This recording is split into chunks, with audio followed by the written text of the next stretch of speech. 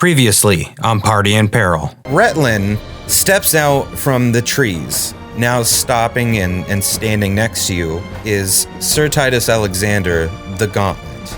So kill me already and be done with it.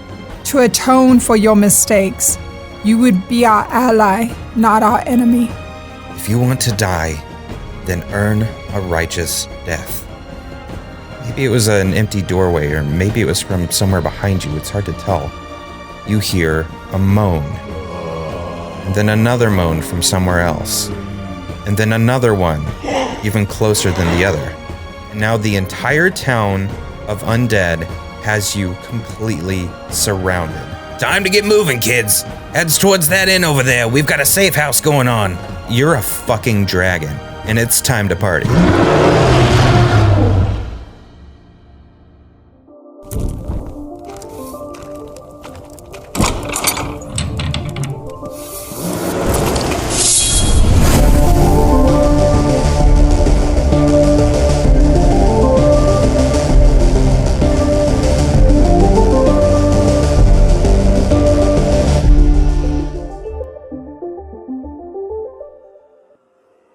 So, Indigo needs you guys to buy some time. I want to sort of be kind of flying just overhead and kind of carrying my scimitar and daggers downward to sort of be slicing as I'm flying over very quickly, just so I can sort of Nice. be like making a trail or just like defending where he's standing.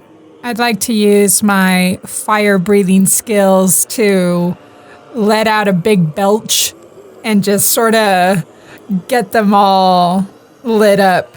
Jack is flying around just overhead of all these zombos, like taking their heads off with his scimitar, flying through like a razor, just chopping these things.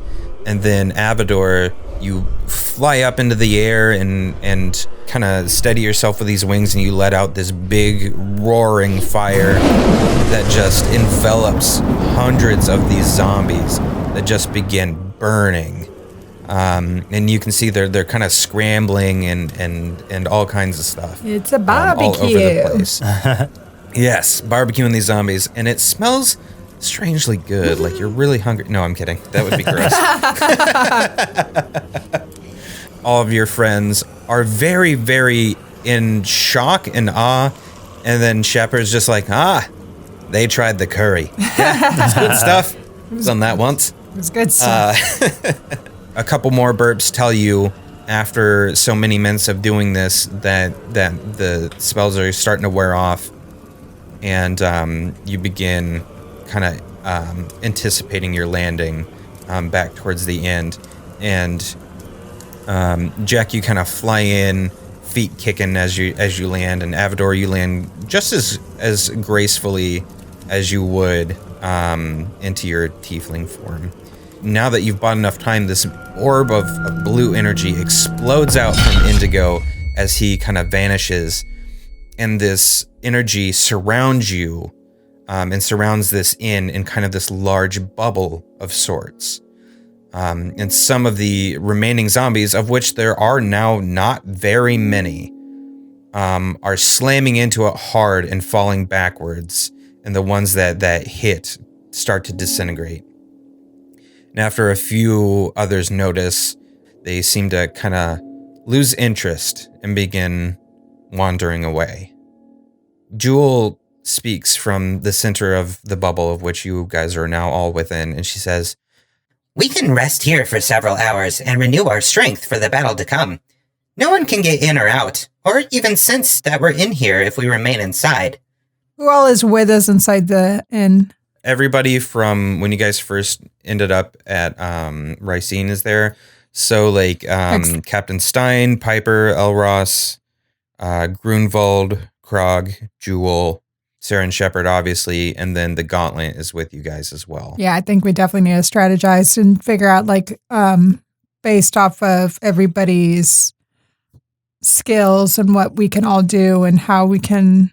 If it's just a tower we have to raid, I don't know really what strategy there is aside from go into the tower because we don't know the layout of it exactly. Yeah, but we know that there's still zombies outside.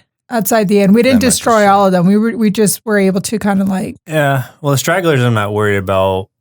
Okay, so maybe the big guys, the bigger, well, especially Gauntlet, should be leading the pack, seeing as he's likely the most armored out of everyone else. So he can be the vanguard, and we can kind of follow up behind. Not because he's sacrificial, because we don't care much about him, but because he's, he can be a good front shield for everybody else. And I would assume that he would want to be the one sort of leading the charge anyway, given his mentality. I'm thinking it might be a good idea, and I'm just gonna throw it out there into the crowd and see how everyone thinks. We should take cover, bird's eye view, as well as in like on ground, so on air and ground, and I can morph into a bird. Like I can morph into whatever creature it is that I've seen, so I can morph into that so that I can go through a window in the tower versus like. Just be careful with that, because you don't know what's on the other side of that window, and you don't want to be trapped alone in there. So that would be my concern. Which is why I say, like, we go as a group with the bigger guys who can take more hits leading the charge.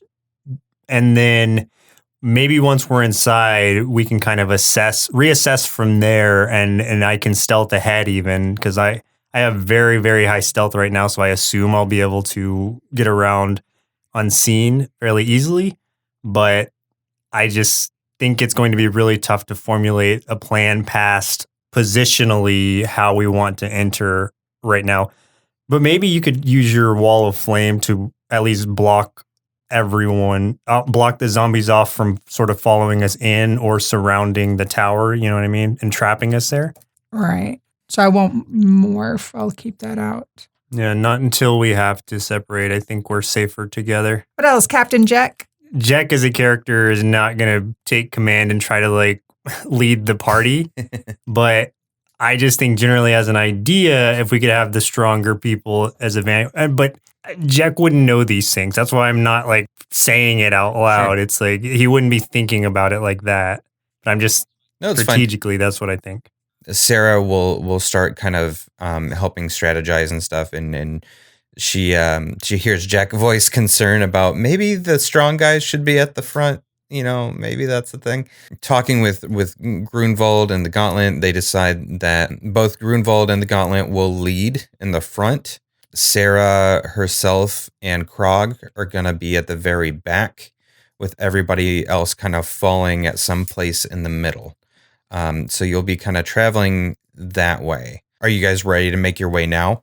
I think so. I didn't have anything to heal or repair. So as you begin kind of getting things ready, Sarah's just kind of like rousing everyone after you've had a short little rest to get your gear, get your weapons ready to everything. Captain Stein's kind of looking out and he's like, these undead are largely thinned out now. I think we can make it to the bridge relatively easy.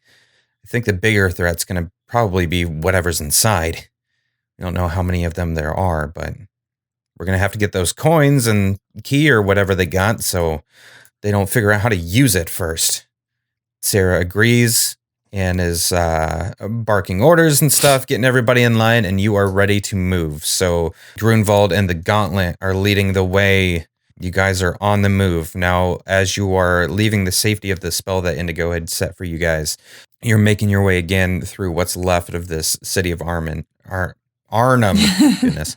Corpses and entrails just strewn about in every direction. You're seeing all these charred zombies from the dragon's breath that Avador was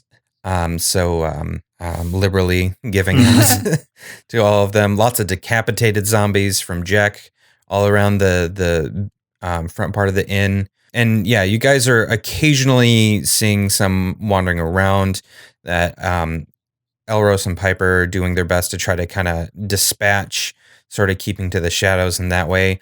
And you walk on for about a good 20 minutes, and you're starting to reach this long stone bridge that stretches from the shore of the town across this huge, dark lake to the island where the tall red tower sits. The bridge is mostly intact, but crumbling in a few areas. And when I say it's long, it's very long. This is about 150 feet of somewhat uneven stone.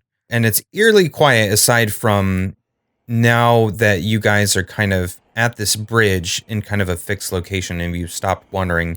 You can hear the groans of some of the zombies still out in the town. They're starting to make their way towards you now that they're aware of where you are. So yeah, there are probably about, let's say, a couple dozen zombies starting to head your way from behind. I will cast the wind wall.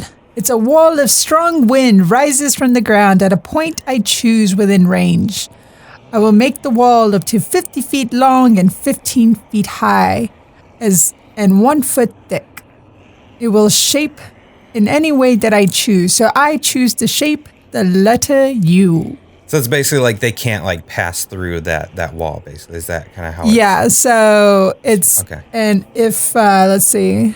When the wall appears, each creature within its area must make a strength saving throw. A creature takes 3d8 bludgeoning damage on a failed save, or half as much damage on a successful one. Today's episode dedicated to the letter U. What's left of that zombie horde is kind of approaching that wall.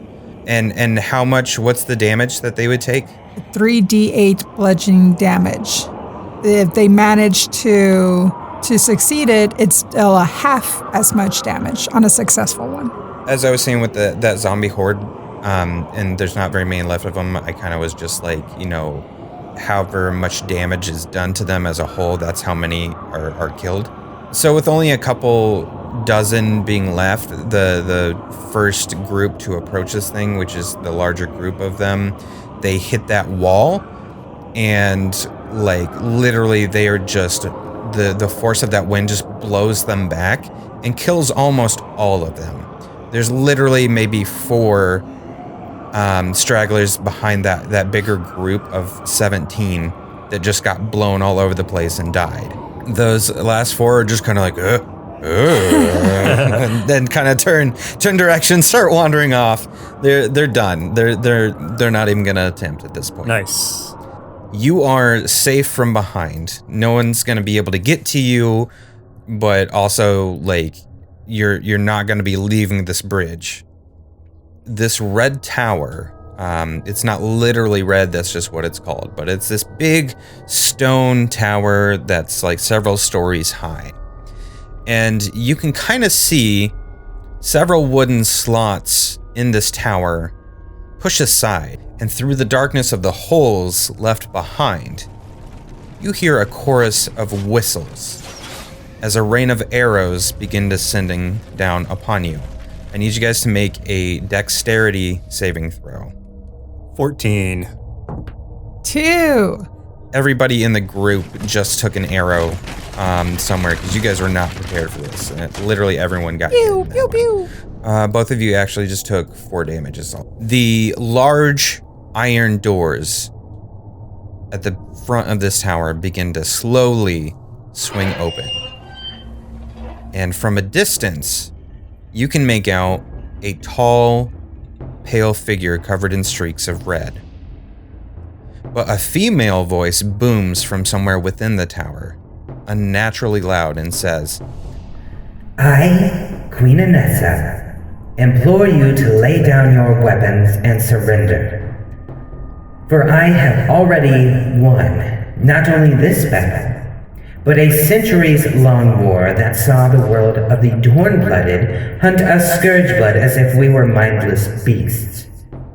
Some of you are Scourge-blood yourselves, so why not join us? Decide now, or you will perish beneath my will.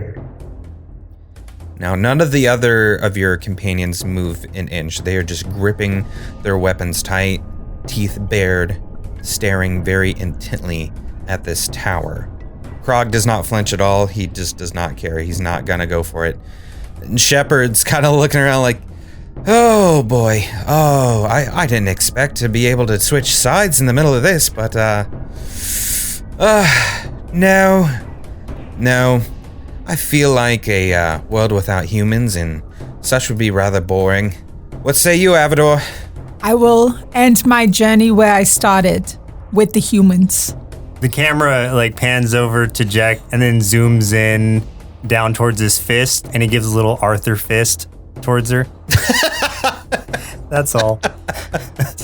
You do a little Arthur fist. Nice. You hear Anessa's voice boom again. Very well. I will mourn your passing, as it is wholly unnecessary. Suddenly, a bright beam of swirling red energy bursts from the top of this tower, sending pieces flying in every direction. Some of it slamming into the bridge where you guys stand, chunks of it falling into the water on the outskirts of the bridge, and other pieces embedding into the path, leaving the way forward more uneven and difficult. The energy crackles like thunder as the Vampire Queen's voice rings out once more. I call on the ancient power of Theo, mother of Scourgeblood, and her celestials whom follow her commands. Make my wrath known across this world. And the sky blackens as if the dead of night, and the moon rises as though a sliver of it, which you should be able to see based on the time of month and the year, but it quickly reveals itself not only to be full, but unnaturally large. And two other red beams of energy slam down from the sky, one towards the east and one towards the west. Back in the port city where your group joined Captain Stein's crew so many weeks ago now, a dwarf looks up from the coin he's studying. He rushes to the side of his lighthouse and grips the railing there as he sees the gigantic statue that stood silent for centuries off in the distance illuminate briefly with this swirling red light. And then it moves, each step sounding like the loudest clap of thunder and shaking the land like an earthquake. Even from miles and miles away where he stands watching, the statue brandishes its gigantic sword and swipes it along the ground as cries of fear begin to swell up from across the city where he lives. And on the opposite side of the land, Master Kavela stands alongside the woven form of Balaam at his tower in Ricine, a single bead of sweat rolling down his brow, as the other gigantic statue from the west marches towards his ancient home, a giant spear readied to impale the entire academy. And here in this moment, Jack, your body jerks violently as you once again take on your were-rat form. And as you look up from completing your transformation, you see the bloody vampire, flanked by several dozen more vampires and werewolves, surging forward across this bridge straight at you. And with a roar, Grunwald, Stein, Piper, the Gauntlet, and Krog run forward to meet them head on. Elros and Jewel sling arrows and spells every which direction from behind as the group of monsters runs across these walls of the bridge, attempting to breach your ranks.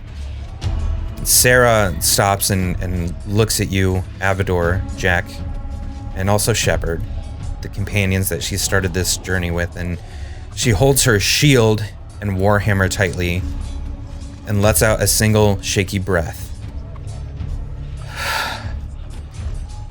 Are you ready? Ready. As ready as we're gonna be. Shepard nods and just places a hand on her shoulder and kind of steadies her a bit. We have to make it to this tower and end it, no matter what. Let's move together. We will fight our way up and straight through the middle while the others protect us from each side.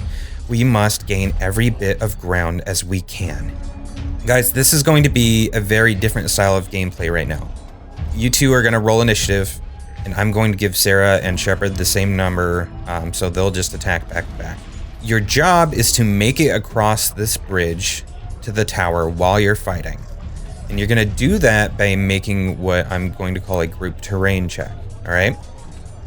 At the beginning of each turn, the two of you are going to both roll for athletics. Your scores are going to be combined, and you're going to have to meet a certain number to move 30 feet forward. And you will have to move forward 5 times to get to the tower. After your first check, you're going to begin being attacked by different opponents that you'll need to try to fight and defeat along the way.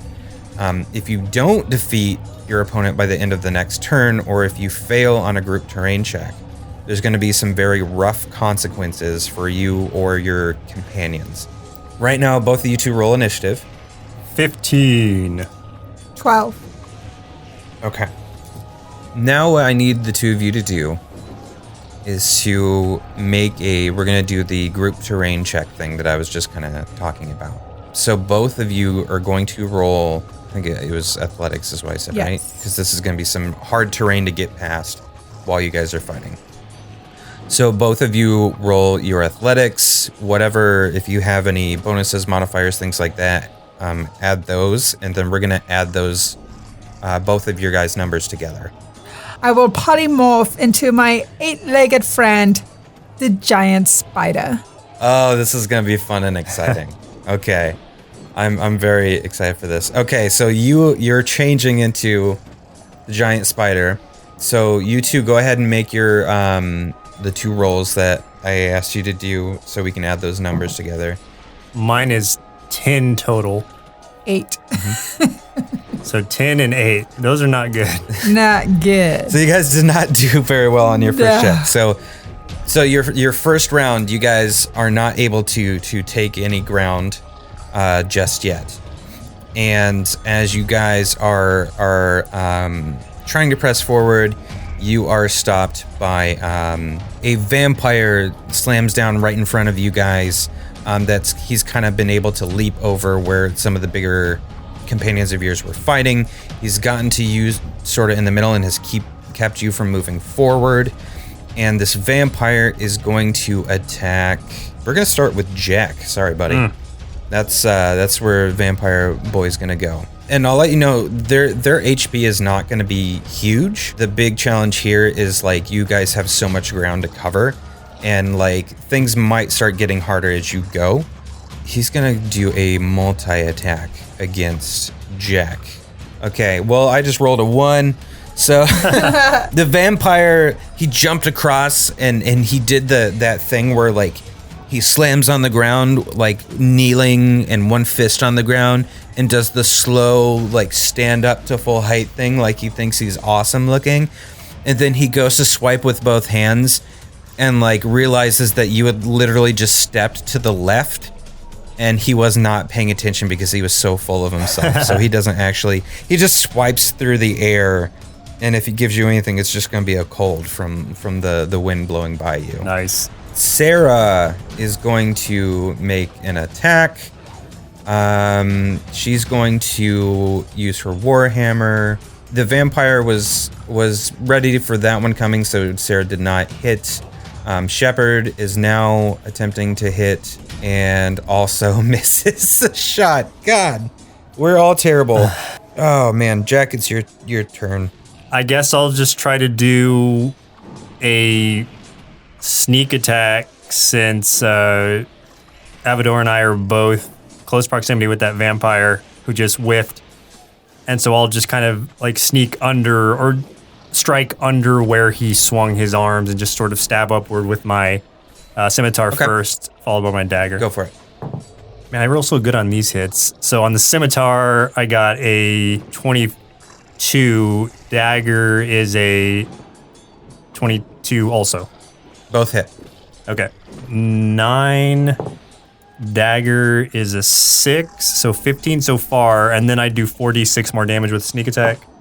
13 plus 6, which is 19, plus 9 more, 28. All right. What does it look like as you kill this vampire? So I go in to stab with my scimitar, and then as I inject it into him, I guess I sort of stab towards his heart. I'm assuming vampires work the same way, where if they're stake to the heart, then they kind of go up in, I don't know, dust or whatever. Sure. So yeah, that's So mainly what I'm doing is striking hard with my, like I'll hit with my dagger first, just stabbing him in the side to kind of hold myself in place, then stab upward into his heart with my scimitar, and he goes up in smoke or dust or whatever. Since you killed your only opponent right now, we'll go ahead and you guys do your terrain check again, and then when the next enemy comes, Avador will be going first since she didn't get to attack yet. So, Okay. terrain check for both of you. 25 on mine. Okay. 18. So you guys have moved up 30 feet. This time, 2 vampires land in front of you, ready to do some attackings. Avador, I want to spit web.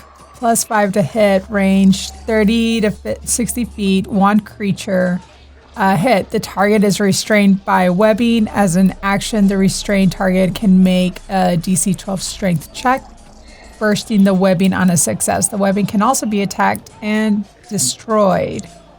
AC 10, HP 5, vulnerability to fire damage, immunity to bludgeoning, poison, and So that's psychic the strength damage. of the webbing itself. Okay. So it doesn't do any damage, it's just a restraint. So how many are coming at us? 2. 2 are coming. Okay, so my web can only hit one creature. Yep. All right, so I will do whichever one is closest coming at us. Okay. 19. Yep. So you web one of them. Okay, and what do I need to roll to see if I can get out? DC 12 strength. He fails. Okay, so one of the vampires is stuck in the web and cannot move. The other vampire is going to try and attack our giant spider friend. Does 12 beat your AC class, Avador? No, it does not. Nice. Okay, so he's trying to attack Avador with his claws, but her long legs are kind of like coming down at him very sharply, and he just cannot get in there without getting himself impaled. Sarah and Shepard's turn. You should be a spider all the time. This is awesome. The one thing I hate about the new die thing that they added to this, it's cool that they did it, but it is so slow. Like, the die is so slow to roll. There are some really good apps that are dice roll apps too. They Yeah, would I think I'm probably gonna be switch faster. to that. Yeah. Sarah crit.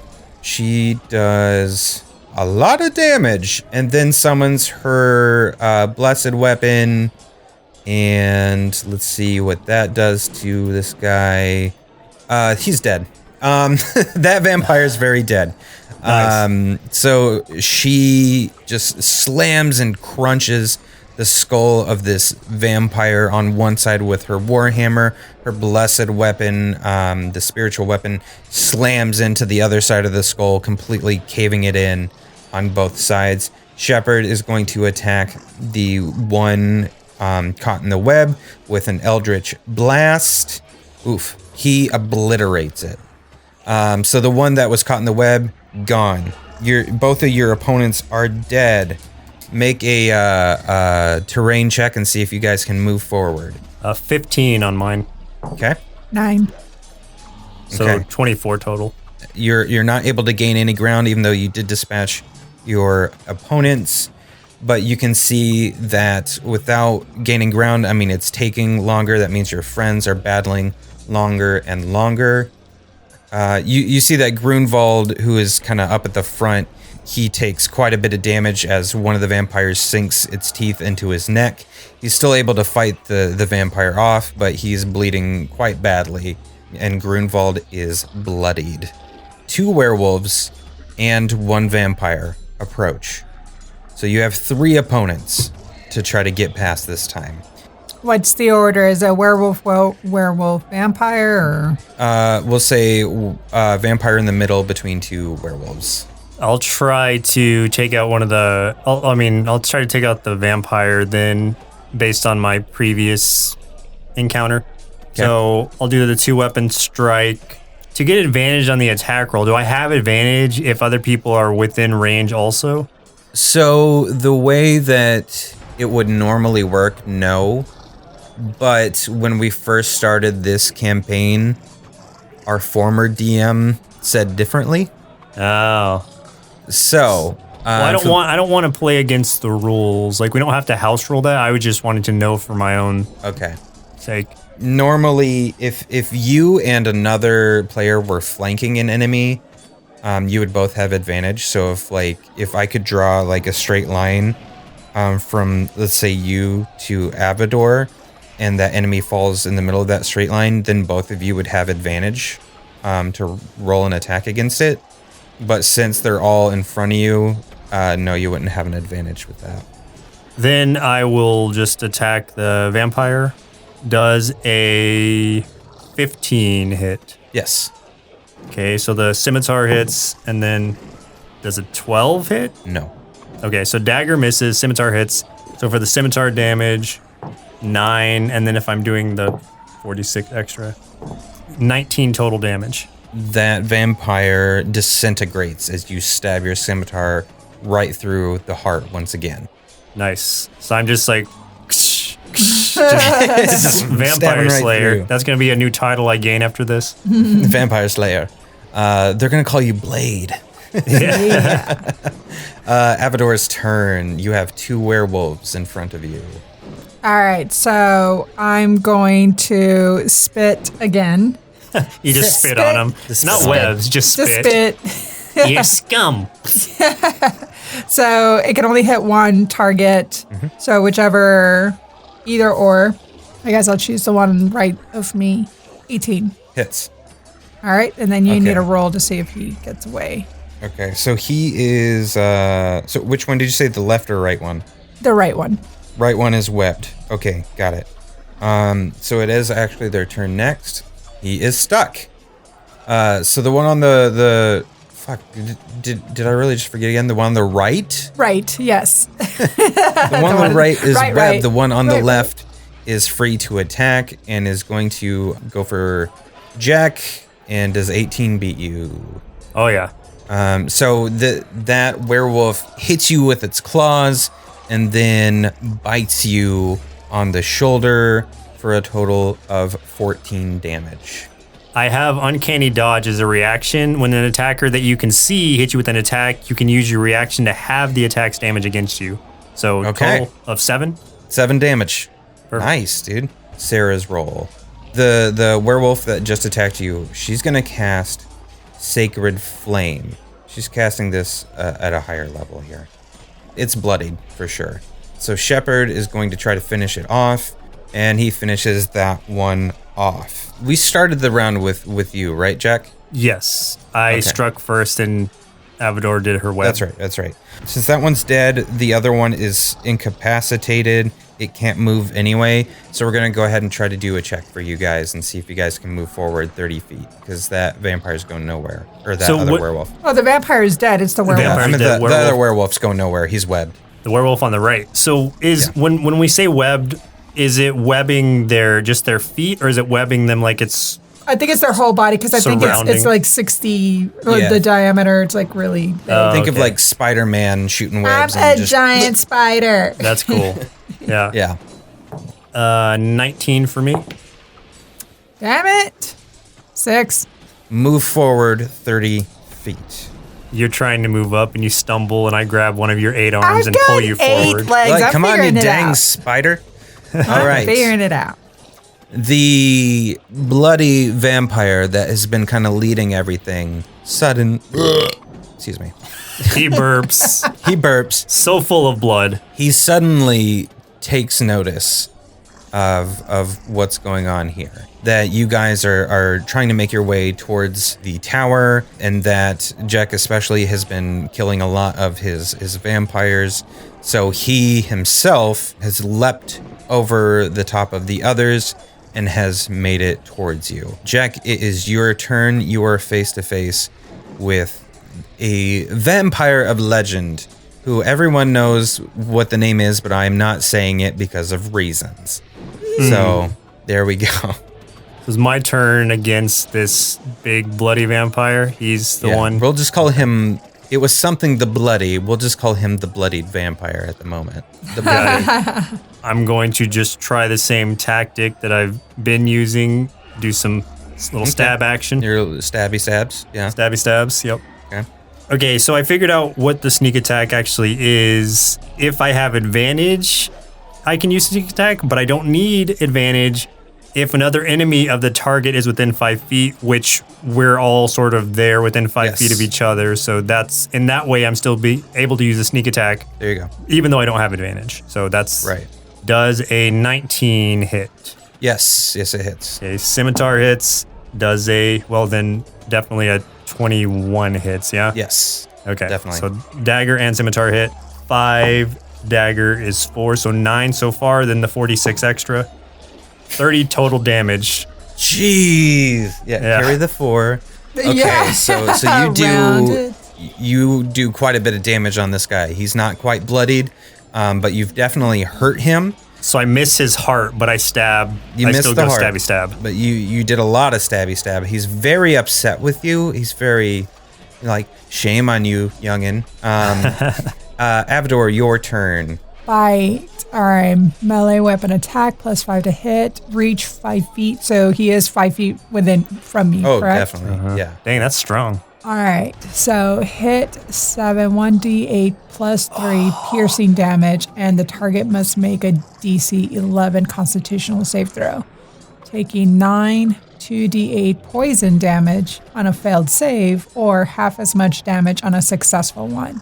If the poison damage reduces the target to 0 hit points, the target is stable but poisoned for 1 hour, even after regaining hit points, and it's paralyzed while poisoned in this way. Would poison do damage on an undead? He has resistance against a lot of stuff, but not poison. Fangs on fangs. Fangs on fangs. Fangs v fangs. Plus Nice. 5, so 7, 8, 9, 10, 11, 12, 22. Yes, that hits. So that hits, and now I roll the d8. Roll for your damage. Roll your d8 and then add 3. Okay, 6. And then I have to do a DC Constitution saving throw. So DC 11. 11 Constitution. Oh, it's a crit fail. Okay. Ooh. So yeah, he's definitely getting poisoned here. Okay, so go ahead and roll 2 more d8. Okay, so that's 5. twice? Yeah, Yeah. do it Okay, twice. so that was 5, 1, 6. Okay, yeah, so you sink your little spidery teeth into this dude and inject some poison straight into him, and he is poisoned and very unhappy. He grabs the bite, which you can see is dripping some of the poison, like this greenish kind of goo from it, and you can see like veins in his beneath his skin kind of start standing out a little bit in this darkish green kind of way. He hisses and he leaps back away from you guys to a little bit safer distance. So you guys can do a terrain check. I got a 19. 15. All right, you guys move forward 30 feet. You're closing in on it. So you guys are 60 feet away from the tower. You are very close. The bloody vampire that had leapt away from you caught back up with him again, but he is flanked this time by 2 werewolves.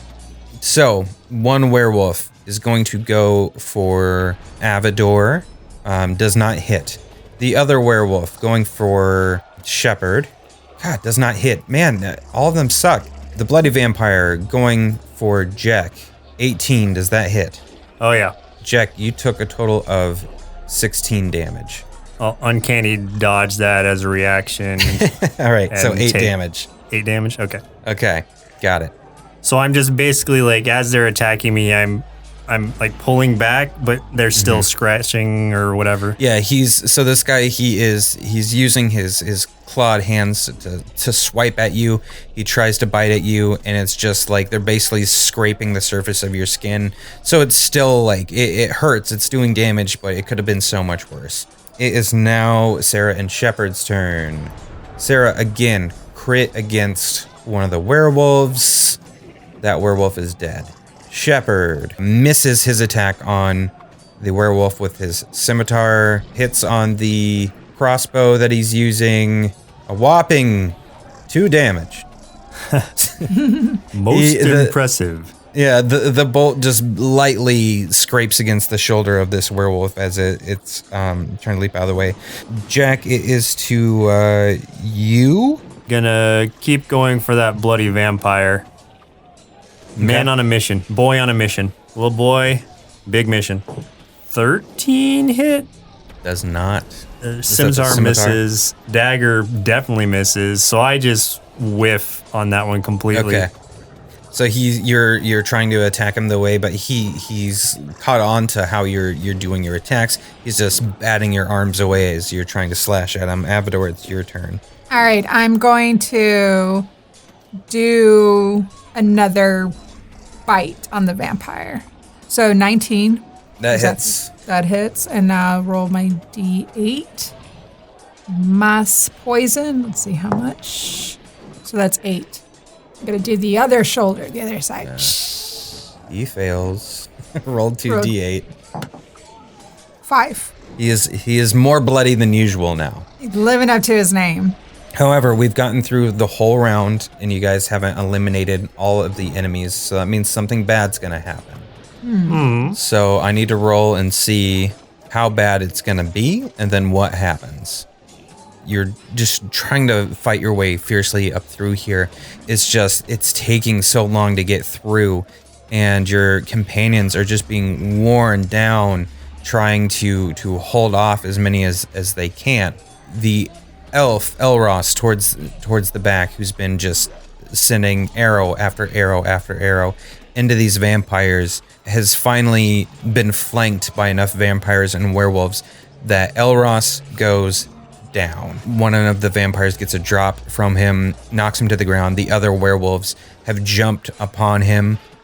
Jewel is slinging spells that way because she was nearby trying to help him out, but it is a lost cause as Elros goes down, and you can see the blood has been drained from his body. Dang. Roll a terrain check. Nat 20. Nice. 20, but not nat. You are so close. You are 30 feet from these doors. You are almost there. You are still joined by this bloody vampire and one werewolf. However, no other creatures have joined the battle against you. It's just these two right now. It is their turn. The bloodied vampire is going to target Sarah. Sarah is bloodied.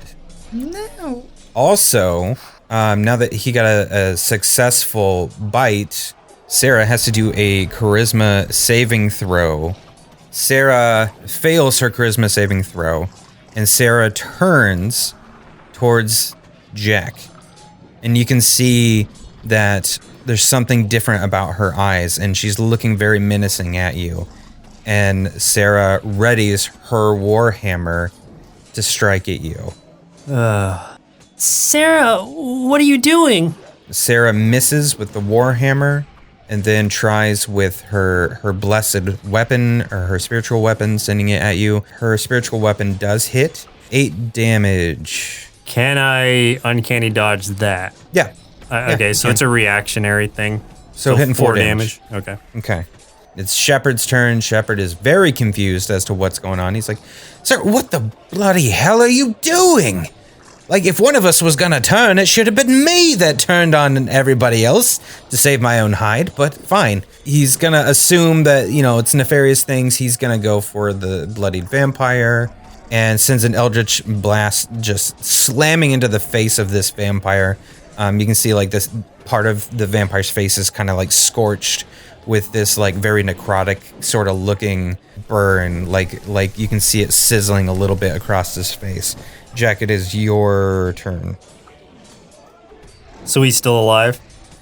Yes. Okay. Oh, there's a vampire also, or not vampire, a werewolf also that I forgot to do his thing, but we're just say screw it because I forgot. It's my fault. Knowing that Sarah just got attacked by this vampire and she's reacting in such a way, my assumption, I'm obviously not going to attack her, so I'm going to still try to move around her and attack that vampire that's got her mind controlled. Okay. No on the first hit.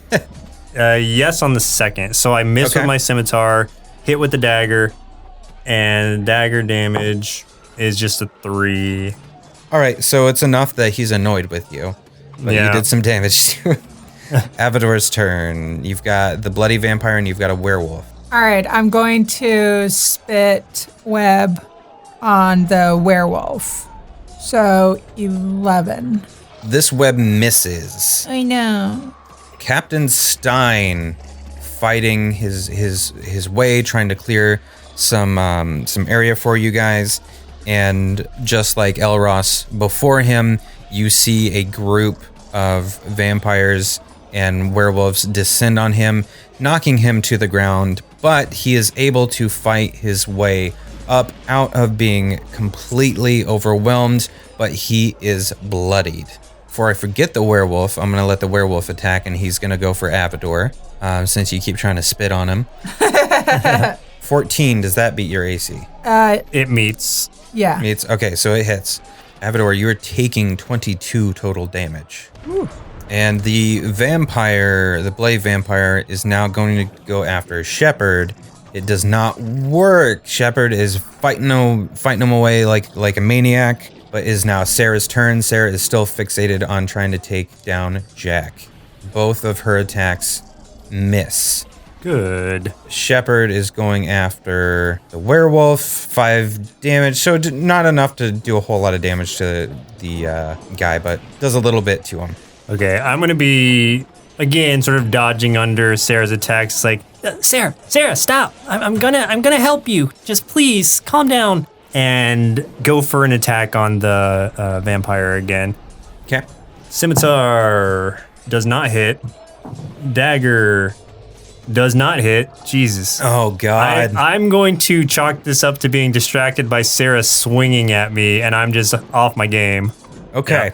Part of me wants to spit some web on Sarah so she's not attacking anyone anymore, just for her safety. And for my safety. So I think I'm going to do that. That's a good idea. All right, so let's see if I get her. No, I don't. I miss Sarah. And then It's funny when you roll so low that you don't even have to ask. You're just like, yeah, I don't hit. Yeah, I don't hit. Do a terrain check and see if you guys can move forward. 17. Okay. 19. So as you are battling against this this bloodied vampire and also battling against the werewolf and stuff, but you guys are pressing them back and back and back. You make it to the tower. You're able to kind of fight them through the opening of this tower, and despite this grueling onslaught, you have made it there. You've pushed forward. The bloody vampire falls back a bit, and you see red eyes appear in the darkness of this tower everywhere, as several dozen more vampires step out from the shadows of the room. But then you hear, "Yo, horns, rub this between your hands real quick." And Indigo drops a small blue flower bud in your hands, Avador. I'm going to look funny with my little spider. Oh, that's right. Oh yeah, he's okay. I need to change this. Yo, where'd Horns go? I had something for her, but yeah, she dead? What's going on here? There's a big old spider. That's creepy. It's me. You raise some of your hands. Yeah. Okay. Hey, you need to rub this between your hands, mandibles, whatever you got there. Yeah, he just drops it on the ground, and he's like, however you think you can pull that off, you do that. But I would do it now, buddy. Cool. So I grab it to my fourth little leg, and I try and all my little legs just trying to rub it. Okay. Just kind of washing over. Rubbing this blue flower bud like a loofah. Your creepy spider legs. A burst of blue energy swirls out, and a portal opens up in front of you. And without a second of hesitation, the room is invaded by room bots and witches slinging spells of all kinds. Emily and her mother step forward, both casting the same spell on one vampire who jerks violently up in the air and then rips in half. And from behind them, out steps Master Kavela, who sweeps a hand, sending the bloody vampire across the room, slamming him into the wall. And Balaam darts out from the portal on all fours and sinks his fangs into his throat and rips his head from his body. And Kavela turns to you all and shouts, "To the top of the tower! We have it down here. Fates be damned, I will accept any consequence for interfering in this. For anything else would be better than a future like this."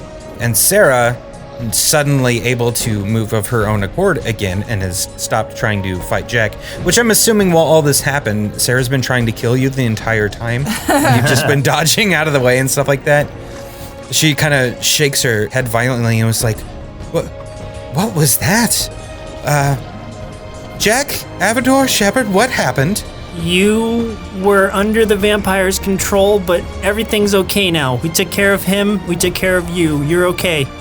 What is going on? And you're looking around the room and you're seeing like the room bots, like one of them with like the edge of a broom impales a vampire up against the wall, which disintegrates. You see all these witches with all kinds of spells just disintegrating werewolves and vampires everywhere. We have backup. We can move forward now into the tower. Then I say, let's go. And Sarah runs for the winding staircase. Three of you are running up the stairs. You're running up the walls. And as you're kind of winding up and moving up this tower, like it feels like you're going up forever. Like it's just not ending.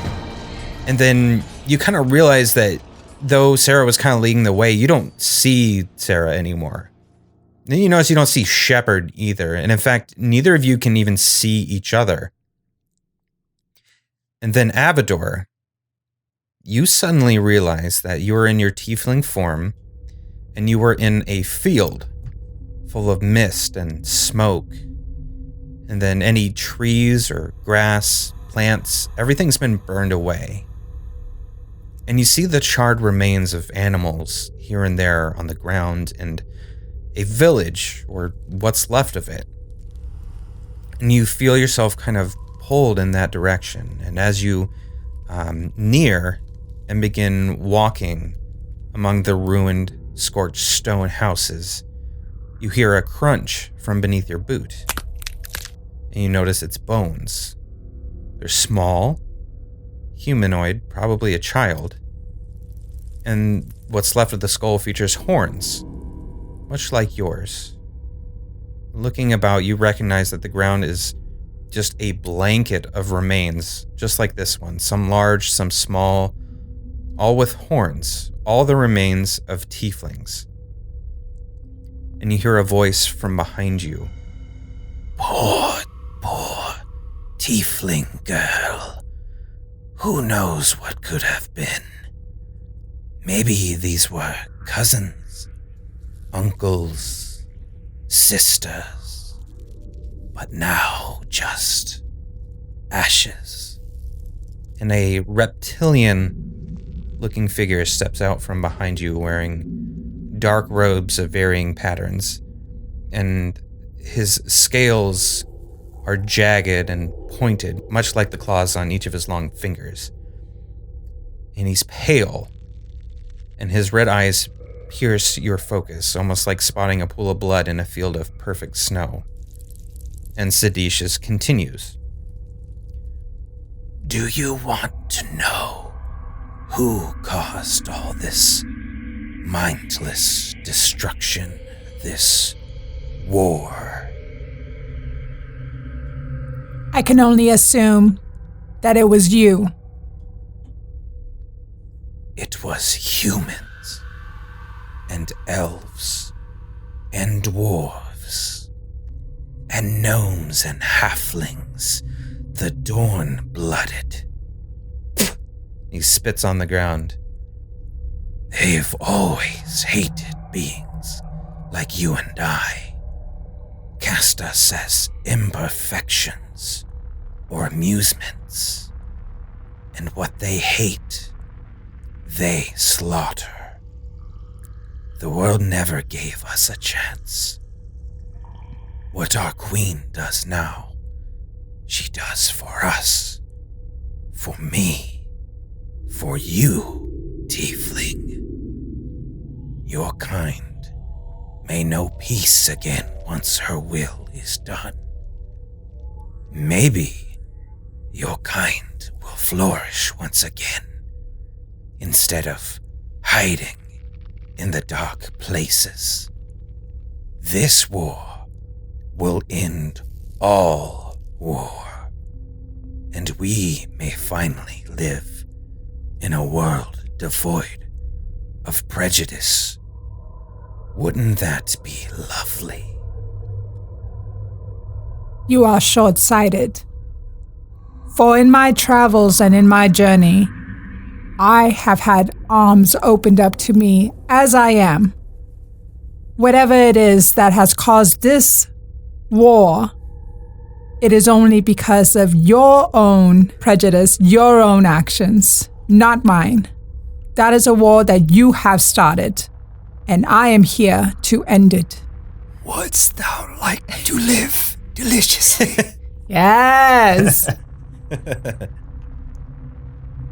Avador, you face death if you do not accept my offer.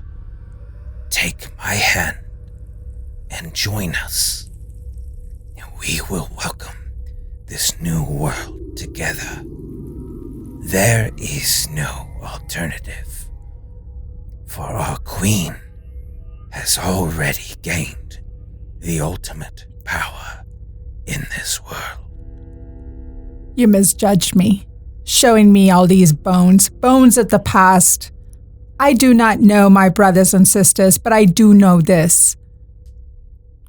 The people on this earth currently today, we can live as one, as we are. That is the alternative. I will not mourn the ashes of the past. So I'm here to stop you from any more in our future. And he hisses. Jack, you find yourself in a windowless room of cold stone. It's dark, but you can see a cloaked figure in the corner opposite of you. This is the first person that you think you've seen in weeks. Maybe it's been months. And he approaches you just a few more feet and says, Boy, where is your family? Your mother and father? Where have they gone? Family is what you make of it, and I have my family here with me in this tower. You mean your friends? The tiefling, the drow? They have abandoned you and joined us. The rest are all dead. Our queen has tasked me with deciding your fate. You were born of a Dawnblood, but since you have been cursed as a lycanthrope, you could be one of us. You have no one left. You're all alone. But we could be your family. The family you've always longed for. You would never be alone again. and he holds a clawed hand out to you. All you need to do is take my hand. I back away. No, you're lying. Shh, bring me my friends back. We're going to stop this. We're going to stop you. And he hisses at you, and then suddenly, your visions both just suddenly end, and you find yourselves in a vast chamber full of cracked and broken stained glass windows and shattered wooden benches. occasionally interrupted by large stone columns all outstretched before a massive, ornate stone pulpit. And the lizard man begins to rise in the air, levitating a few feet off the ground. Try as you might, you've already lost.